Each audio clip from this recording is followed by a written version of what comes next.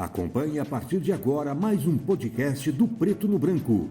Programa de hoje: Batendo o Guizo, o veneno da política com Miguel Dias.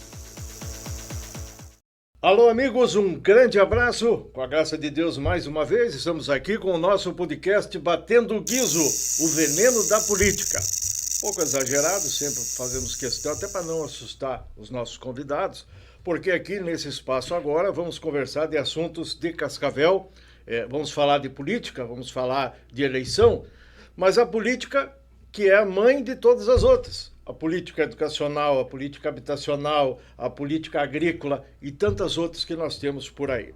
O momento é efervescente na questão de política partidária. Estamos tendo aí os direitos políticos cassados do ex-presidente da República, Jair Messias Bolsonaro. Está uma confusão nesse setor, mas eu quero crer, meu caro Marco Antônio Guilherme, nosso convidado de hoje, que já está aqui, agradecemos a sua presença, que a nação brasileira não está com aquele trauma todo que muitos acham que até ela deveria estar diante dos fatos que estão acontecendo, em função da vida que nós temos que levar, temos que trabalhar, temos que estudar, enfim. E eu pergunto a você, para iniciar o nosso podcast de hoje, o que lhe pareceu essa decisão do Tribunal da Justiça Eleitoral de cassar os direitos políticos do ex-presidente. Justo isso? Obrigado pela presença aqui no nosso podcast. Obrigado, Miguel. Eu que agradeço o convite de estar aqui. É uma honra para mim estar aqui com você nesse programa Preto no Branco, sempre debatendo as questões do município, do estado e até do país, né?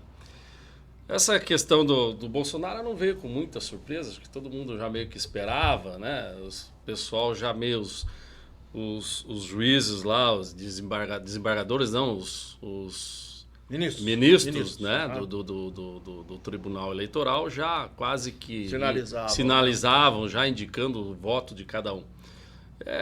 O brasileiro hoje acho que sofre um pouco uma questão quase que de repressão, todo mundo fica meio com medo até de se expor nas redes sociais, de falar alguma coisa, porque, queira ou não queira, existe aí uma mão pesada em cima de tudo isso. Mas o Bolsonaro, infelizmente, eu acho que ele acordou um pouco tarde, onde ele deveria cuidar nas suas tratativas. Creio que ele foi mal orientado também, juridicamente, né? Causando todo esse problema aí. Por outro lado, até é uma questão até boa, vamos dizer assim, entre aspas, né? Que vai ter que surgir uma nova liderança aí pro lado da direita, né? A chamada nova via? A nova via, porque... E também uma via que não... Provavelmente vai ter bem menos rejeição que o Bolsonaro. Então, eu acredito que também o pessoal não vai ficar em cima de Bolsonaro, quando ele também tem uma rejeição muito grande. Foi prova agora, claro, né, no último pleito eleitoral. Então, vai ter que ter alguém aí para o lado da direita, que seria oposição hoje. Teremos desdobramentos, então, de tudo isso aí, mesmo que a eleição ainda esteja longe, né? Exatamente. Então, é a hora agora de a direita aí se repensar como um todo, né, e ver um novo caminho aí. Como é que você vê a questão do espírito do brasileiro dentro desse contexto todo aí que nós estamos vivendo hoje? A esquerda radical aqui, a direita ali, e nesse meio todo o nosso povão. Já um pouco mais de participação, ou o povo ainda não está nem aí para a paçoca, Marco? Eu acho que no ano passado, ano retrasado, tinha um pouco mais de participação. Eu acredito que o povo foi um pouco reprimido nessa questão aí.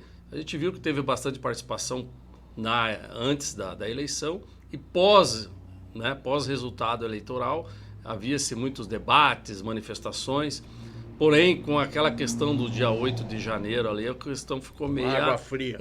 Foi um balde de água fria e acredito que o pessoal está um pouco com o pé atrás, vamos dizer assim, de se expor.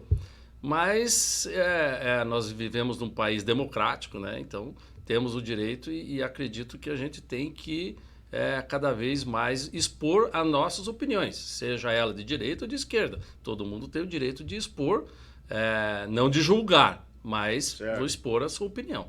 Muito bem, nessa questão de política, evidentemente que aqui nós vamos agora falar um pouquinho sobre a política da construção, a política habitacional, que é o seu chão.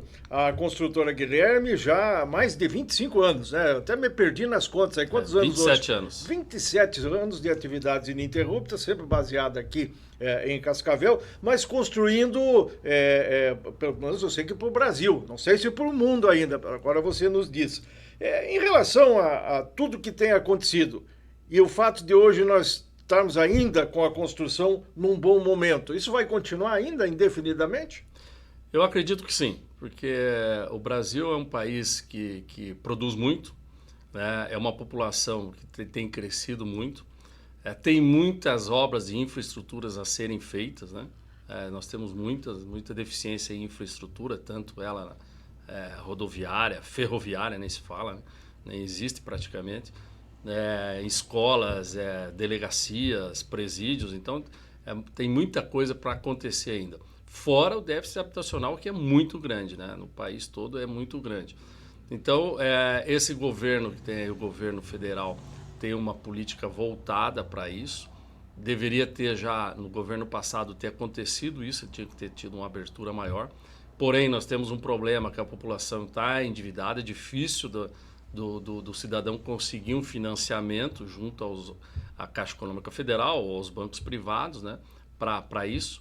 Então, esse governo tem um desafio de ter alguma maneira de limpar o nome do cidadão. Está vindo aí um programa disso daí, não me foge o nome agora no momento, mas também tem que ter uma adesão dos bancos, tem que ter, enfim, não é uma... Pois é, que isso não é uma construção meramente política, né? Exatamente. Precisa ter um conjunto, precisa unir as forças. E essa união de forças é que muitas vezes acaba, até mesmo os chamados bancos oficiais, e nos referimos aqui, podemos falar, o Banco do Brasil, a Caixa e tal, às vezes até entre si disputam e até mesmo acabam superando aqueles bancos chamados da iniciativa privada. Então significa que o quê? Que ninguém dá dinheiro para ninguém. A questão é venda. É venda. É um negócio. E se não pagar, como é que faz, né?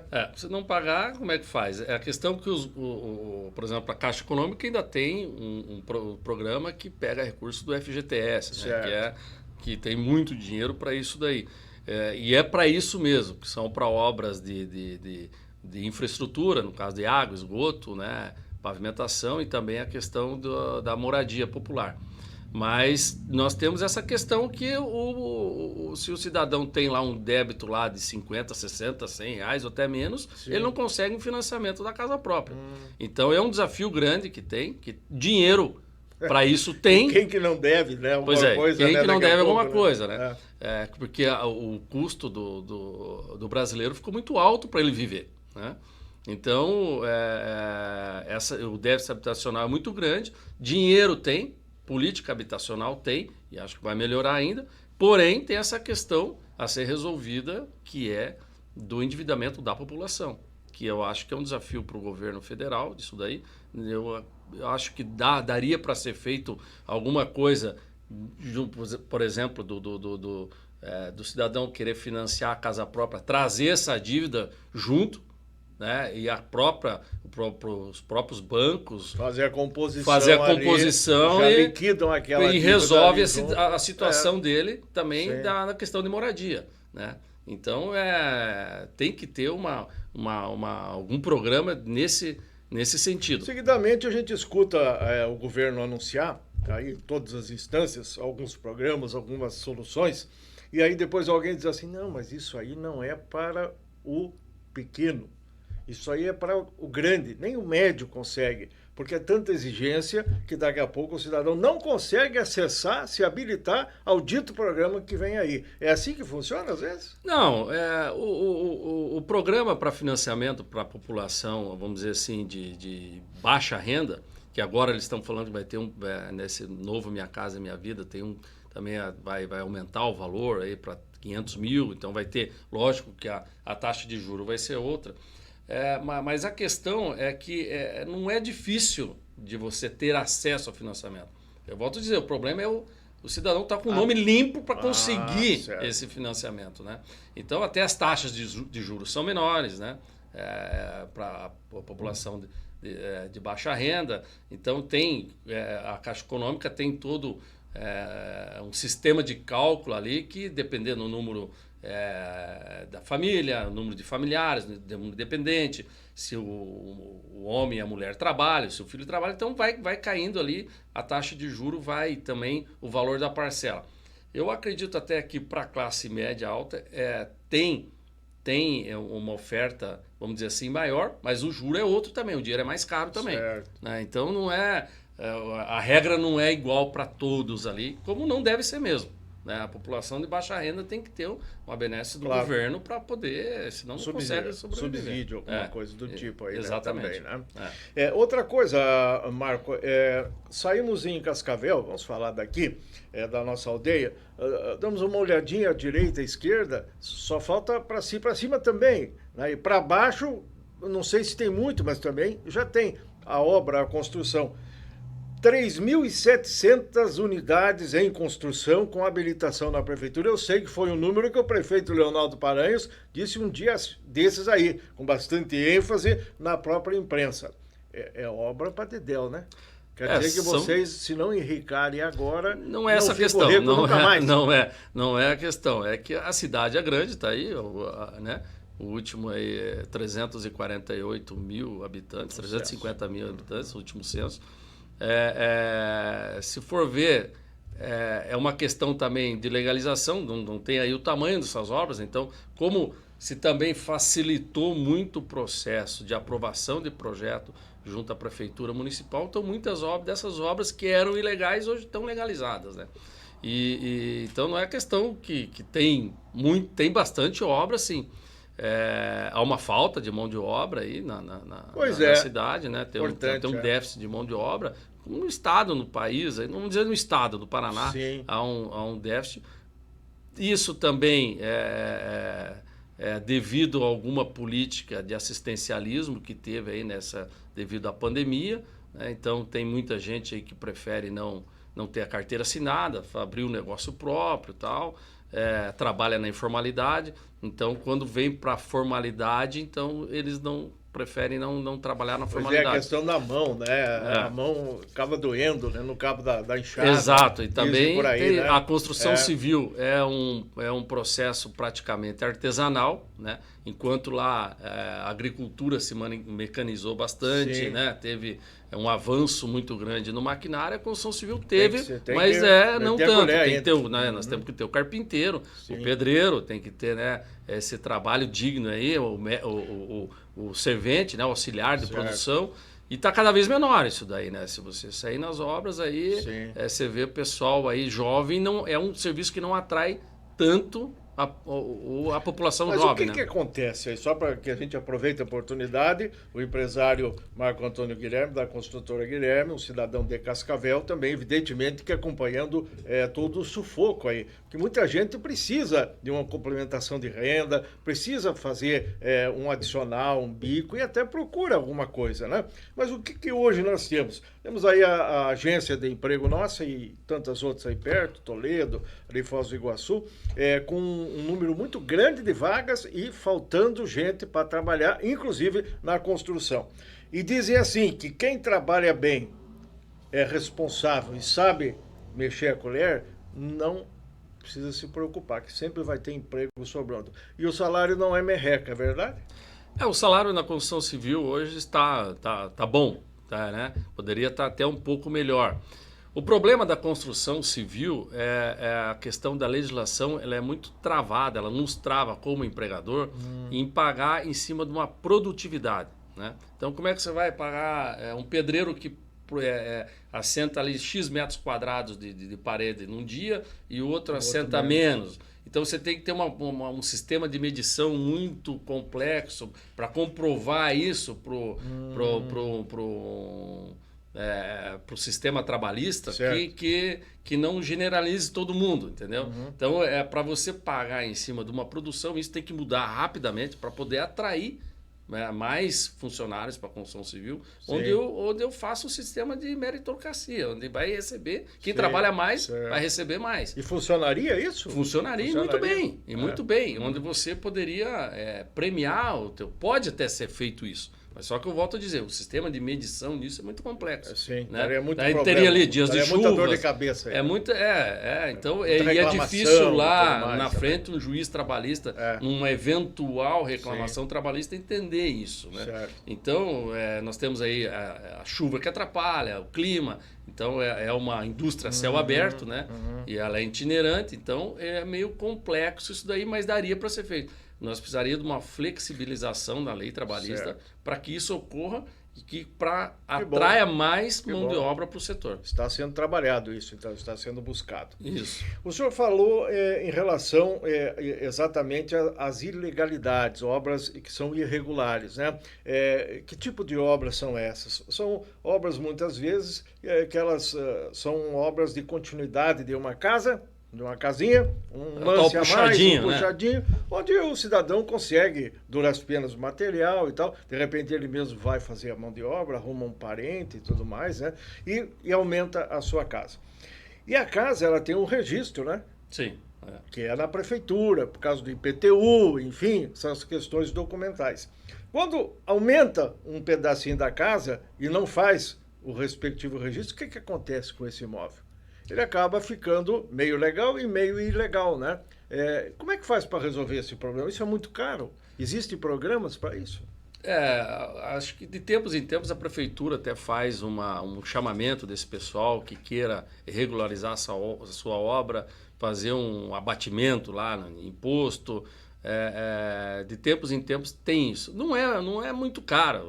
A questão é que vai ter que ter um profissional habilitado, um engenheiro, um arquiteto, onde se assine o projeto, se faça a RT, acompanha a obra, ou se a obra já está executada, vá lá e faça a legalização, né, dessa obra. É um pouco trabalhoso, vamos burocrático, dizer assim. Burocrático, mas é possível fazer. Mas é possível e é viável ser feito numa... Não precisa muito dinheiro para isso. Não precisa muito dinheiro, até porque depois de uma questão de venda dessa casa, desse imóvel, se ele vai trocar para um imóvel melhor, então ele não tem como comprovar que existe aquela metragem quadrada. Ah, certo. Inclusive, quando se fala no profissional, é como se fosse no consultório médico, né?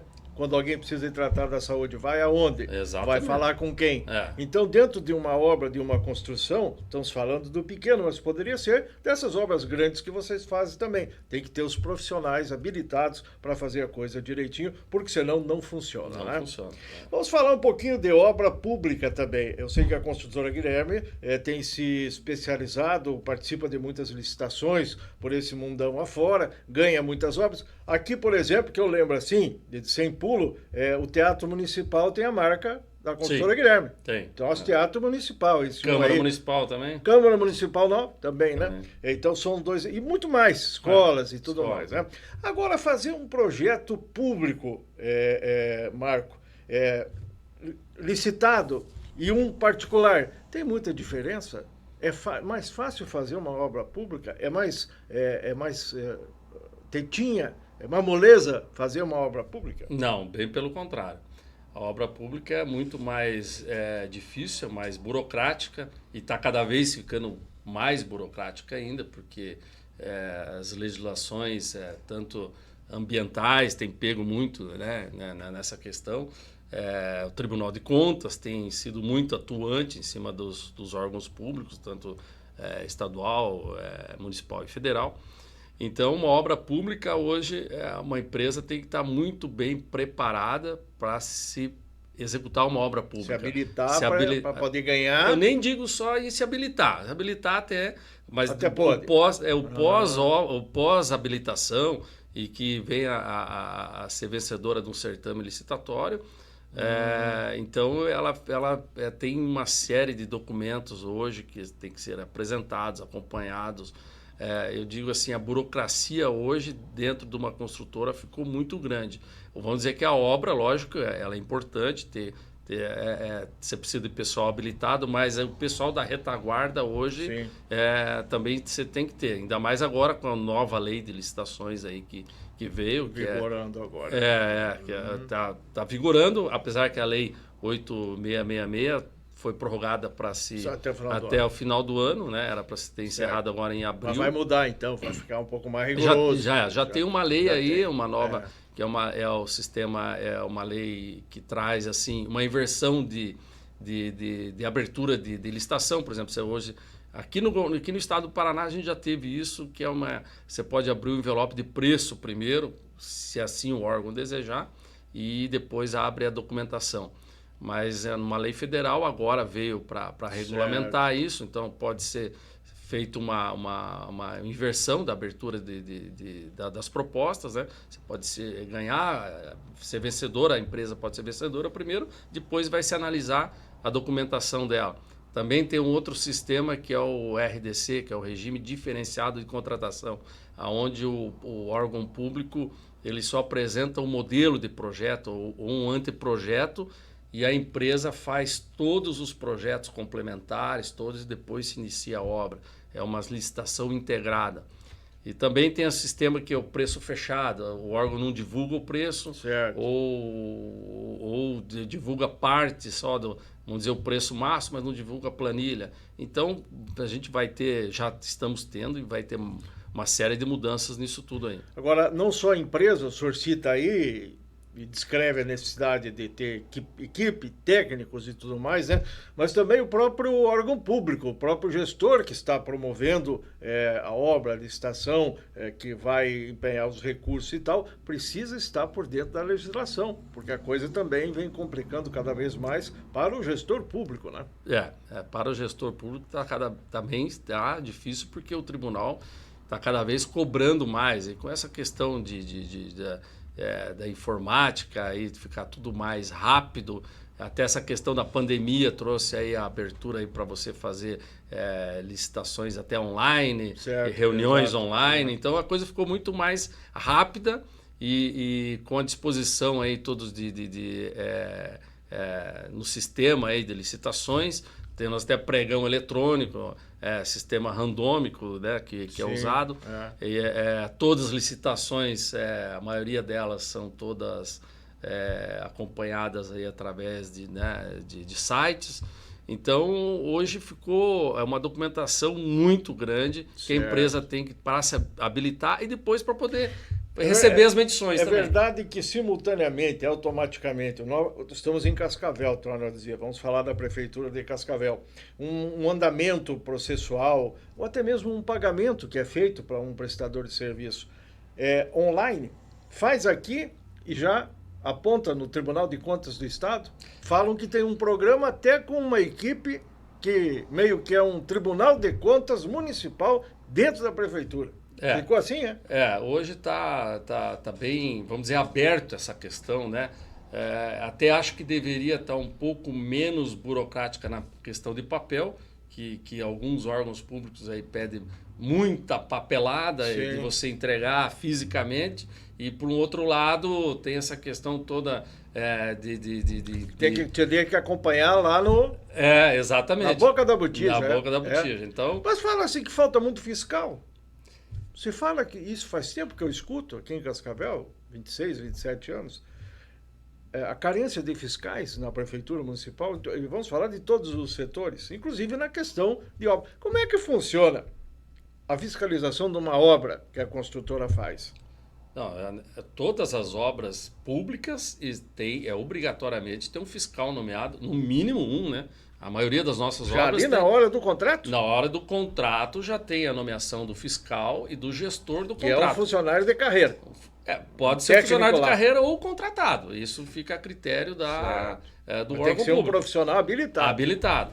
Nós fazemos obra, por exemplo, o Tribunal de Justiça, que nós temos um fiscal que é engenheiro civil, que é a parte civil. Tem um fiscal engenheiro eletricista, que é da parte elétrica. Engenheiro mecânico, que é da parte de ar-condicionado. Então, são vários fiscais que fiscalizam a obra. Eu vejo assim, que em obra pública não tem problema de fiscalização, de falta de fiscal.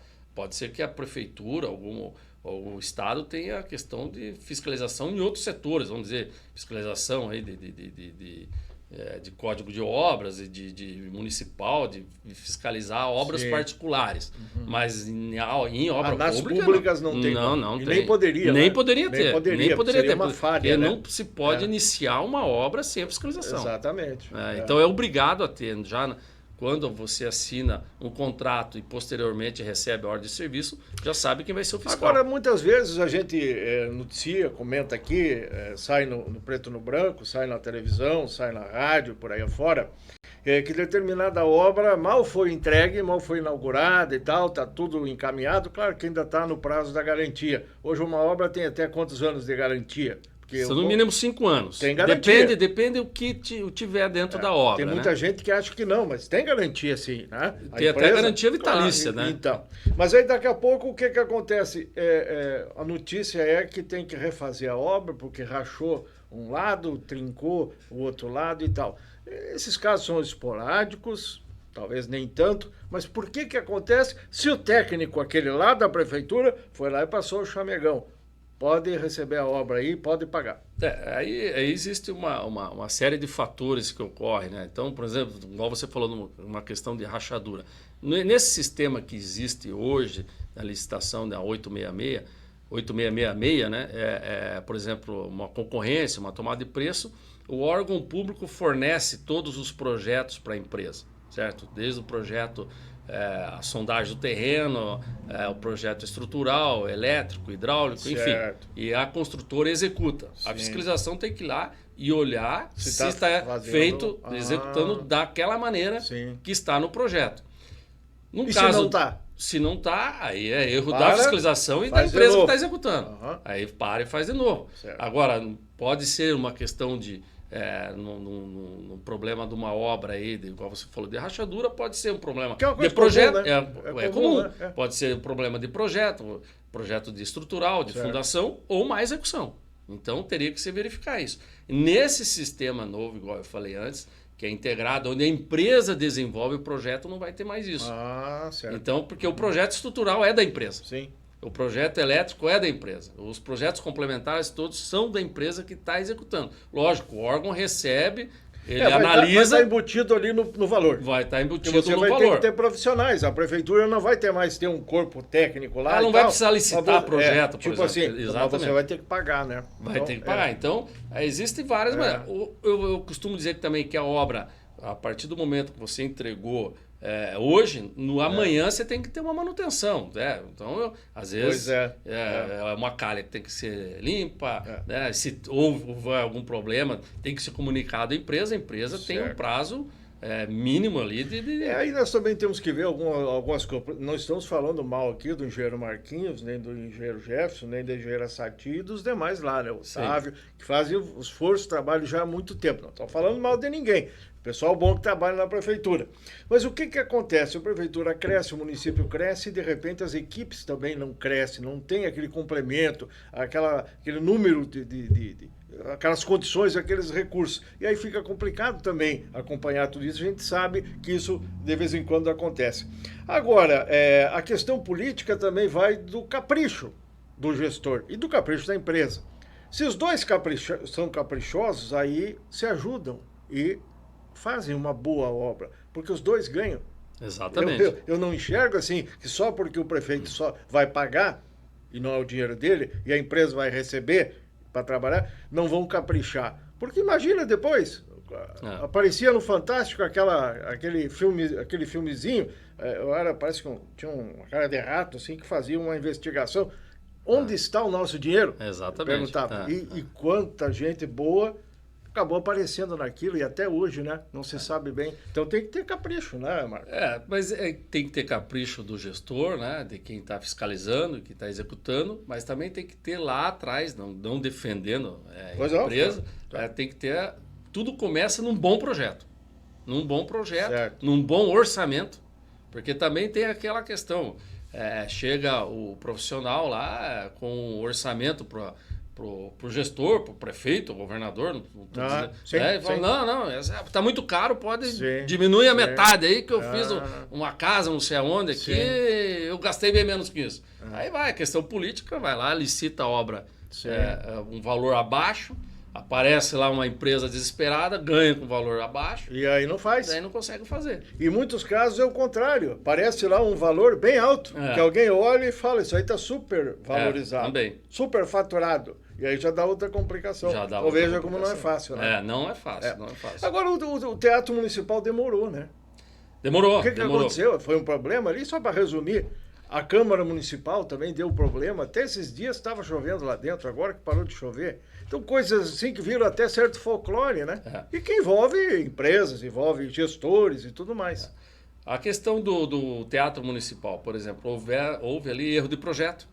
Ali foi uma licitação. Aí fala assim, mas a empresa deveria ter visto antes de participar da licitação. Certo. Miguel, não tem tempo. A empresa que falar que dá tempo de fazer isso, porque o órgão público licita 30 dias. Leva lá Já tá 2, pronto. 3, Tá 4, pronto lá já, 5 anos para fazer uma licitação. Sim. Aí vai lá, 30 dias para a empresa analisar calhamaço de projeto. Ninguém faz isso. Você confia que aquilo tá bem feito, porque foi feito por um profissional. Exato, é assinado. Está né? assinado, tem um profissional que fez o orçamento, Claro, você lógico. tem uma planilha, você confia naquilo, dá mais ou menos uma olhada, tem uma curva ABC lá, você dá a ver o que é mais caro, se o orçamento está mais ou menos. Aí quando você começa a executar a obra, começam os problemas, né? Então eu chamo de obras Kinder Ovo, que vem a surpresa dentro, Sim, né? Então o projeto não é compatibilizado. Né? Hoje em Sim. dia, com os sistemas, com os projetos executados em computadores, os sistemas estão cada vez melhores, do AutoCAD Sim. já estamos indo para o sistema BIM, para o Revit, Já diminui então já bastante. diminuiu bastante os problemas, mas ainda tem. E não adianta querer dizer que não vai demorar a resolver isso aí e encaminhar. Demora sempre. Demora.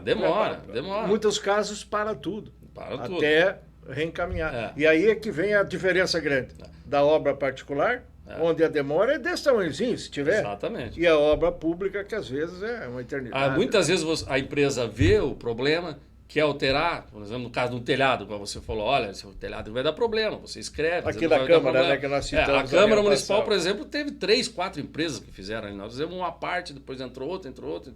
Então, isso aí também é problema, porque... Acaba dando alguns desencontros. não Acaba tem dando. como, né? Aí você faz um telhado lá, daí sobe o cara para instalar ar-condicionado, que não tinha ar-condicionado, não tinha nem previsão de ar-condicionado na Câmara Municipal.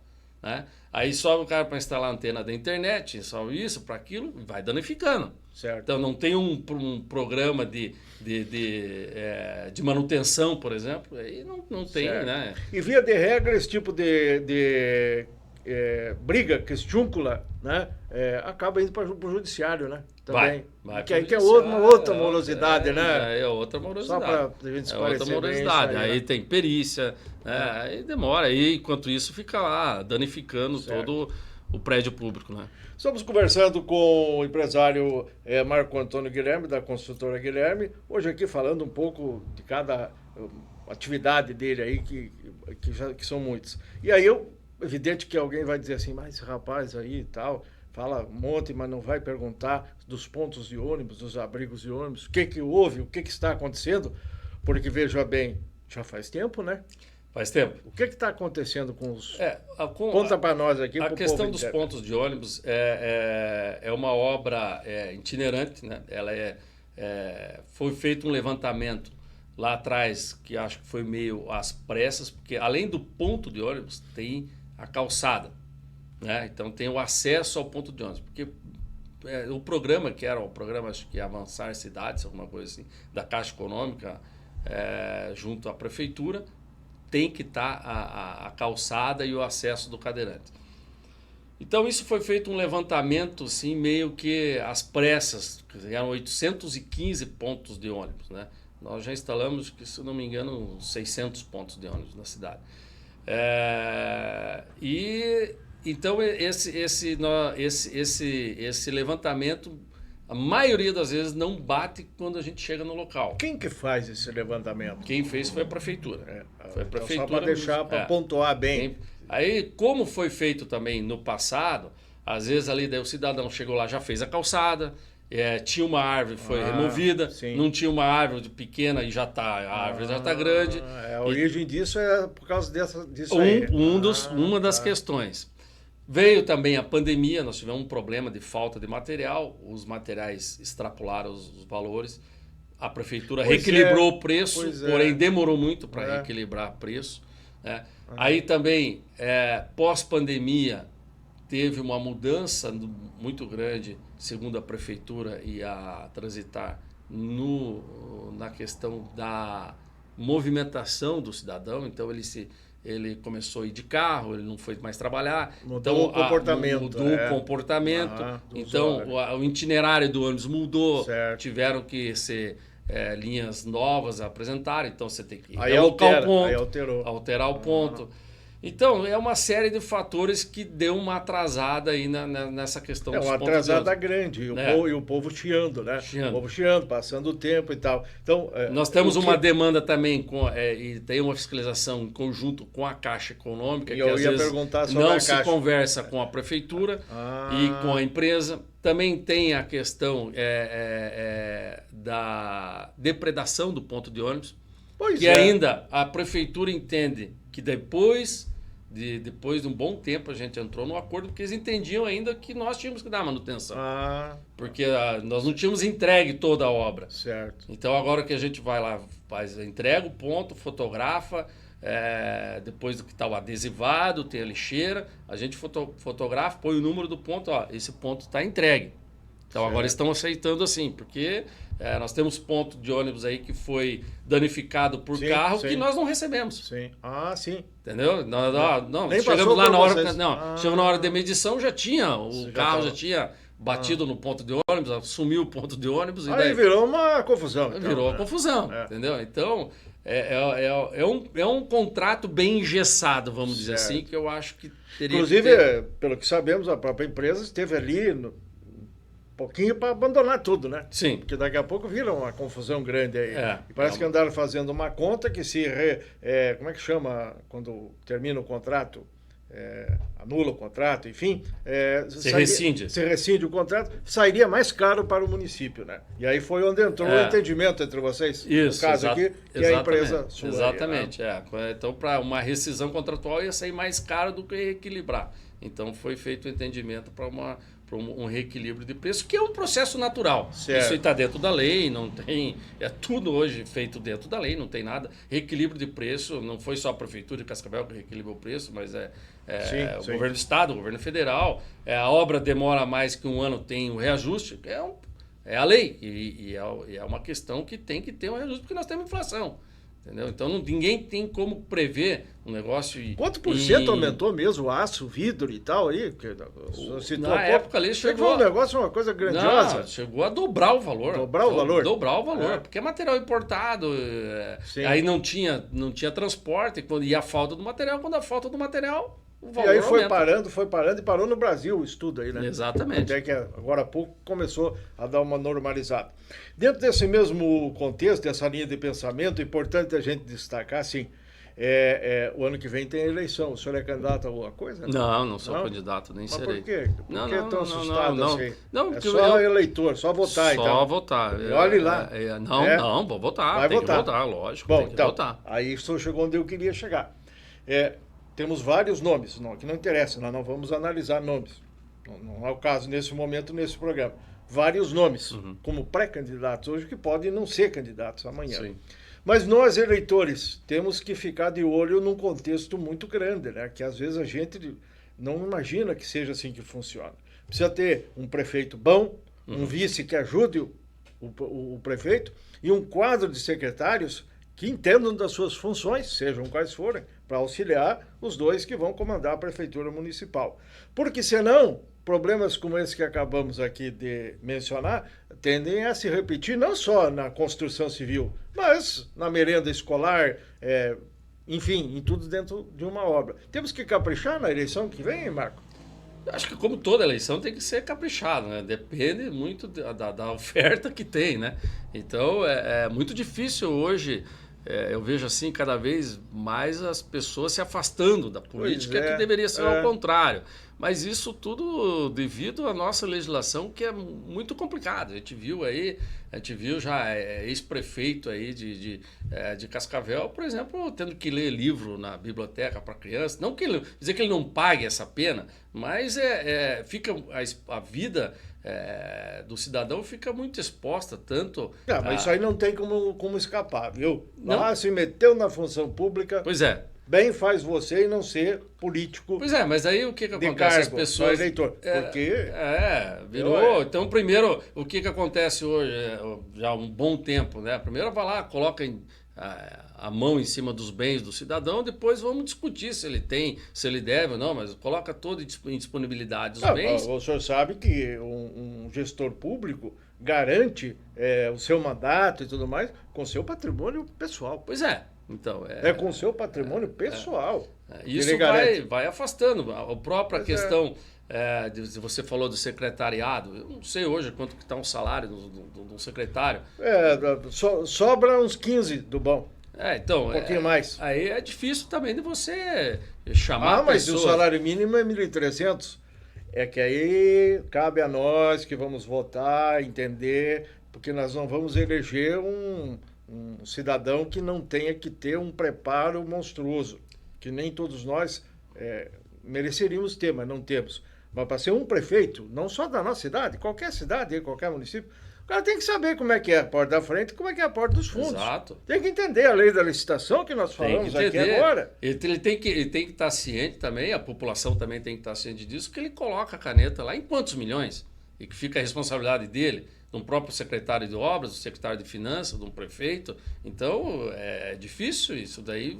E você achar cada vez pessoas de bem que entendem do assunto, que têm a disponibilidade de ir lá gerenciar uma secretaria. Tem que largar tudo, viu, Marco? Tem que largar Se tudo. você fosse ser secretário, que nem o Beto Guilherme, seu irmão, ele é o superintendente da SESC. Um abraço pro Beto aí. Qualquer hora nós vamos trazer o Beto aqui para conversar com ele. Diz que lá no serviço do Beto é uma tranquilidade, é uma paz. Ninguém reclama. Ninguém reclama nada, mas tem umas reclamações aí. Então, o que acontece? Acontece que, voltando aqui ao fio da meada, temos que ter noção de definir quem é que tem a condição, quem não tem, Porque aprender, você contrata um pedreiro para aprender a meter massa na parede numa obra? Pois é difícil, claro né? que não. Não tem como colocar ali para aprender.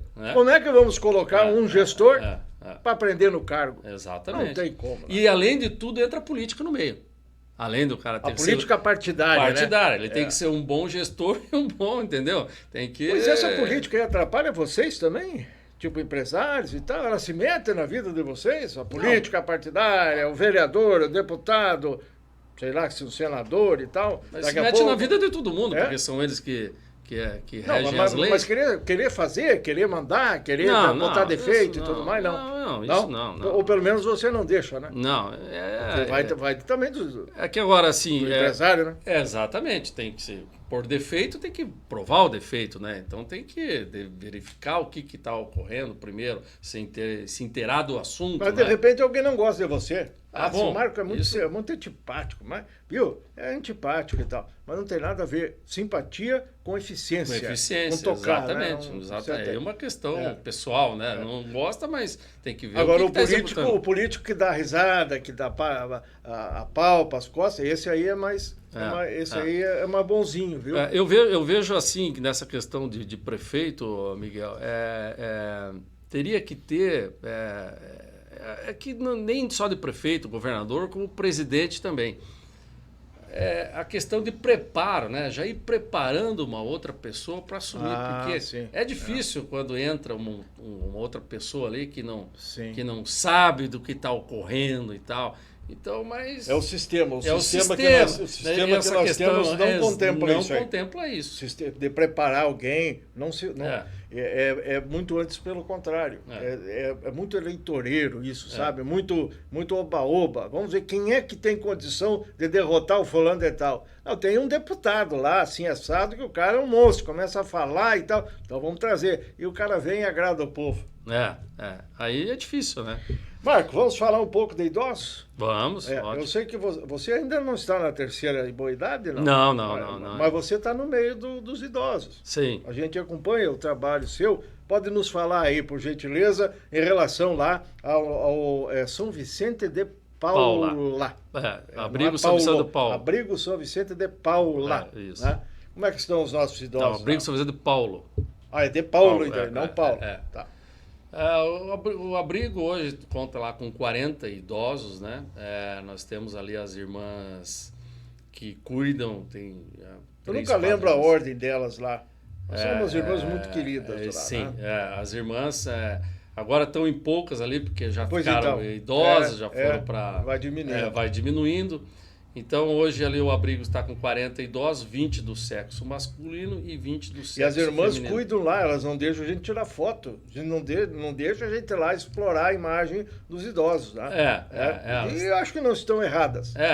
Ali já tá elas estão um bom tempo ali. E se não fosse elas, não teriam, né? Não teria o abrigo São Vicente. Eu também concordo.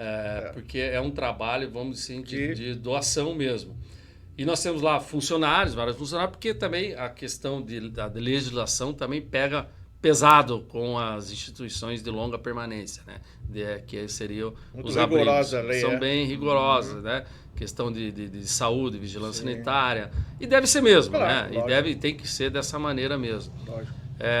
Mas e o povo ajuda? Ajuda. Cascavel ajuda? Ajuda bastante. Eu sei que seguidamente vocês organizam lá promoções, eventos para arrecadar recursos. Né? Nós fazemos os almoços lá, são a cada 60, 45, 90, são em torno de 4 a 5 almoços por ano que a gente faz lá. São os vicentinos, que é uma entidade que ajuda lá, né? Que somos todos nós vicentinos lá, certo. A maioria, e tem bastante colaboradores que vão lá. Né? Então a gente em torno lá de 3 dias, 4 dias de trabalho lá para fazer o almoço, vai mais ou menos lá, gira em torno de 50, 60 colaboradores. E é um almoço muito feito com carinho lá. Eu te interromper, muita gente pode estar dizendo assim, mas com tanto de dinheiro que ganha da prefeitura, do governo do estado, ganha da União, para que fazer almoço? Não ganhamos muito dinheiro. Não. Explica para nós. Né? Nós temos hoje vários convênios, né? A maioria são convênios com a prefeitura municipal. Então, o próprio Tribunal de Contas engessa muito quando a gente recebe uma verba, por exemplo, de recursos livres lá do deputado estadual, deputado federal.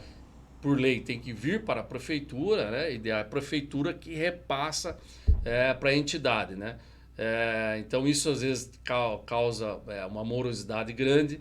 A gente tem que ter uma determinação lá no que vai aplicar o dinheiro, e isso é muito itinerante, muda muito. Então eu vou te dizer uma coisa, amigo, a burocracia que é para você fazer... mais complicado do que muito complicado. Levantar o recurso. Às vezes é mais fácil levantar um recurso. Não, o recurso é mais fácil. O problema é que eles nivelam todo mundo por baixo, né? Então esse que é o problema de um Tribunal de Contas do Estado, da União, porque eles nivelam como se fosse todo mundo... Suspeito.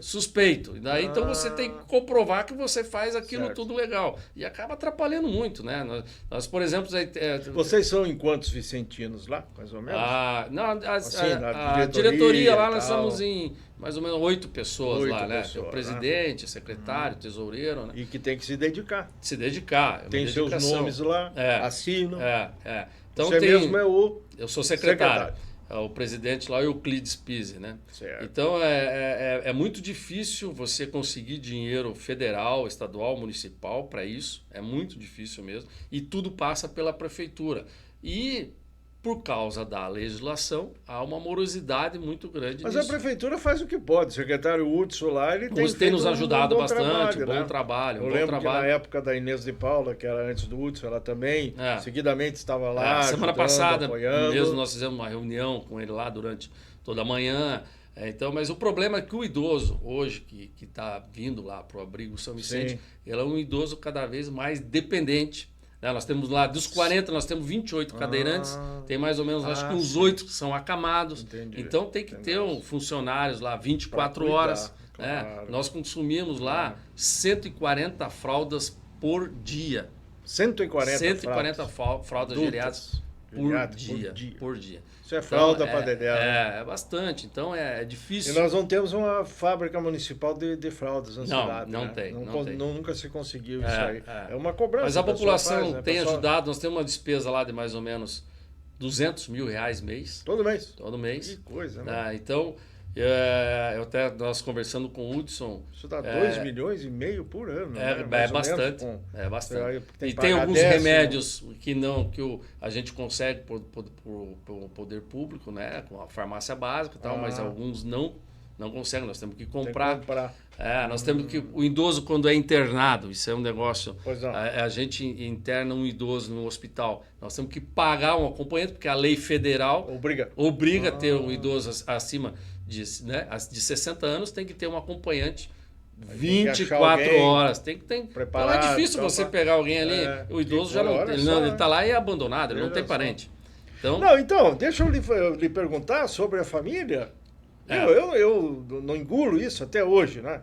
Há pouco tempo aí perdemos a nossa mãe, 95 anos, e a família cuidava dia e noite. Era um depois do outro. E aí alguém diz assim, não, mas a família chutou, não quer saber, não vai filho. E aí, em algumas vezes que a gente vai lá visitar os idosos, pergunta, e daí, como é que está vovô, vovó? E a tristeza vem e a conversa e a revelação vem. Meu filho não veio me ver. E o que é pior, nem deixa os netos ir. Tem isso mesmo, hein? Tem bastante. Tem bastante. Lá o Abrigo São Vicente, a gente, por regimento interno, teria que abrigar o idoso abandonado, né? Então, esse trabalho hoje que faz a prefeitura, através da Secretaria de Ação Social, ela vai, levanta o histórico e tal, repassa para o abrigo. Mas um filho nem passar lá para ver o pai ou a mãe? Mas não significa que vá lá, pelo amor de Deus. Né? Tem muitos casos lá que são muito tristes mesmo do idoso abandonado e que é um crime, né? Como é que o povo pode fazer? Sim, é um crime. Como é que o povo pode fazer para ajudar? Você pode ajudar através lá lá no próprio Abrigo São Vicente, né? E lá, onde que é mesmo? Na rua Jaime Duarte, lá, o número 110, Fácil no Jardim Maria Luísa. No Maria Luísa. Maria Luísa, praticamente aí no centro. Tem um horário certo e tal, combina ou liga para lá e tal, para combinar, né? Assim, a gente ainda está restrito devido à Covid. Pandemia ainda está? Ainda está restrito a visita. Mas para levar Pode levar o horário que quiser. Cesta básica, fraldas, né? São fraldas geriátricas, né? Qualquer tamanho, P, M, G, alimento, né? Então, próprias doações é só ligar lá através do telefone lá e fazer doação através de Pix, né? Mas a população de Cascavel, assim, a comunidade nos ajuda muito, mas sempre a gente precisa de mais e mais ajuda. E Cascavel tem uma casa desse tipo? Ou tem mais casas do porte dessa? Acho que não. Não tem outras, mas são particulares, né? Sim, daí você tem que essa pagar. Ali... Essa é a única que tem. Então a gente faz um trabalho lá bacana, então sempre tem os almoços lá, tem bastante gente que vai, almoça, macarronada com frango, com galeto lá, né? Que a gente faz. E que a população ajuda bastante, e mesmo com doações, próprio em dinheiro mesmo, que ajuda. Muito bem, vamos voltar. Temos ainda quanto tempo aí? 5 minutos. Tempo suficiente para abordar o assunto, porque eu até devia ter engatado ele ali atrás, deixar esse por último, mas não tem problema, acabei de lembrar agora. Tivemos uma movimentação grande no âmbito do Executivo, do Legislativo. Eu acho que os senhores também, ligados aí de alguma maneira à construção, muitos empreendedores assim de loteamentos, né? Que é uma coisa, não é o seu caso necessariamente. Também fazemos loteamento. Sim. Então, aumentamos o perímetro urbano em 50 e bicos por cento aí. E muita gente diz que não faz mal, não tem importância, outros falam que vai dar problema ali na frente, mas a grande maioria de nós, vamos aqui convir, que não está nem aí para a paçoca, né? Agora, nós vamos ter, só numa área da cidade, pelo que estou sabendo, já tem até os protocolos iniciais tramitando na prefeitura, o que é natural, com as primeiras licenças, construirá, então, a empresa 1.000 apartamentos lá na região oeste até novembro do ano que vem, que é o prazo que o prefeito quer. E depois, mais 5.000. Total vai ser 6.000 por lá. Né? O que significa para nós, na sua opinião? Isso tem que ser olhado assim, visto com bastante cautela, porque isso aumenta também uma despesa para o município e para toda a população. Então, esse aumento do perímetro urbano, eu não confesso que não acompanhei muito, mas eu acho que foi muito grande. foi dado um aumento assim exagerado, uma supetada só. Uma supetada só, porque daí isso envolve a coleta de lixo, né? Sim. Envolve ônibus, né? Envolve a saúde, educação. Apesar que o loteador ele tem que ir lá e deixar essa área, mas a prefeitura tem que construir, né? Então ou o Estado, né? Então esse aumento assim, eu acho que não é muito bem-vindo. Até assim. porque a velocidade de um não é a velocidade do outro, né? Você constrói um loteamento em 2 palitos, mas o que tem que ir lá dentro depois é o município, é o Estado, outros, demora, sempre é demorado, né? Tem essa questão também de apartamentos, né? Igual você citou, então tem que ver se a população está, vamos dizer assim, habituada a morar no apartamento, né? Nós temos o caso aí do lado do Riviera. Isso, também, Riviera, né? Lá na Floresta. Então tem uma confusão. Problemas, porque apartamento, o cidadão, por exemplo, tem condomínio, né? Sim. Mora em condomínio. Então, eu acho que isso é a questão de você ir lá e fazer um apartamento para a população de baixa renda, tem toda uma estrutura por trás que deveria até na questão de organização, de como que vai orientar o cidadão que vai morar lá, que ele mora numa comunidade, que ele já ele tem um limite de horário para fazer diferente, barulho. Né? É diferente de morar na casa. Morar com liberdade e depois tá livre igual, né? Mas nem tanto. Né? Mas ele tem que pagar um condomíniozinho, porque ele usa uma área ali que é uma área em comum, né? Que é o hall de entrada. Tem a questão do gás que ele tem. Tem gente que não sabe morar num conjunto de apartamentos. Então eu acho assim, o poder público tem que dar uma assistência nisso aí também. Né? Então tem que estar lá administrando isso. Vai ser. E agora tem eleição ano que vem e o prefeito que está aí vai largar, não pode ficar. Então vai assumir um outro prefeito. Pois é. Então é uma coisa importante que a gente chama a atenção, não assim para querer botar a gasolina no fogo, mas é um problema que precisa ser muito bem conduzido pela sociedade como um todo, onde aí as entidades também, elas têm a obrigação de participar, né? Exatamente. Então eu acho assim que deveria ter um órgão, uma secretaria, um órgão público ali da prefeitura, onde orienta esse pessoal também, entendeu? Não é simplesmente, entregou aqui o apartamento, o governo do estado, através da Copa, entregou a casa ali, o apartamento, vira as costas, vai embora. Então tem que estar ali orientando toda essa questão. Por exemplo, o cidadão não paga o condomínio e tem o gás é encanado lá. E daí já tem gente lá que está levando um botijão de gás para dentro do apartamento. E não pode, mas meu Deus, e não pode. Então complica. Sem falar nas brigas, nas broncas. Meu Deus do céu, lá nesse Riviera, infelizmente, nós temos as estatísticas aí apontando, né? Casos de polícia diuturno. E aí é onde que a droga não vai hoje? Não tem lugar que a droga não vai. O crime organizado se esparrama onde tiver alvo, onde tiver vítima, né? Eu sempre fui contra essa questão de colocar 500, 200 famílias, 1000 famílias no mesmo local. Eu acho que tem que ser um pouco pulverizada porque inserir ela num bairro, inserir outra família com uma boa estrutura. Boa estrutura, entendeu? Então nós temos grandes espaços aí vazios onde o poder público até poderia adquirir, fazer então 50 apartamentos, 30, 40 casas, enfim, pulverizar a questão. Opinião do Marcos. E para finalizar, você já ouviu falar no IPTU progressivo? Já ouvi falar. Sabe que em Cascavel ele é lei? É lei. Sabe que ninguém dá bola para ele? Pois é. Já faz anos. E os espaços que estão aí, a revelia, continuam a revelia. E os proprietários que exploram, e ninguém vai fazer uma notificação para depois, anos depois, ir lá fazer uma notificação, uma autuação e tal. E aí como é que vamos resolver essa questão? Pois é, aí vai se criando esses vazios, esses espaços vazios, e cada vez aumentando o perímetro urbano, né? Isso aí. Você não tem nenhum espaço vazio desses aí? Se tiver um espaço vazio, vai lá e dá um jeito de construir. Marco, obrigado pela sua presença, suas considerações finais, satisfação em recebê-lo aqui no nosso podcast Batendo Guizo, o veneno da política. Não saiu muito veneno, não, mas a opinião das nossas lideranças é bastante importante. Agradeço mais uma vez. Eu que agradeço, Miguel. Um abraço a todos aí. Estamos sempre à disposição. E eu convido a todos lá a visitar o Abrigo São Vicente. Certo, Quem puder certo. colaborar, Isso. estaremos lá.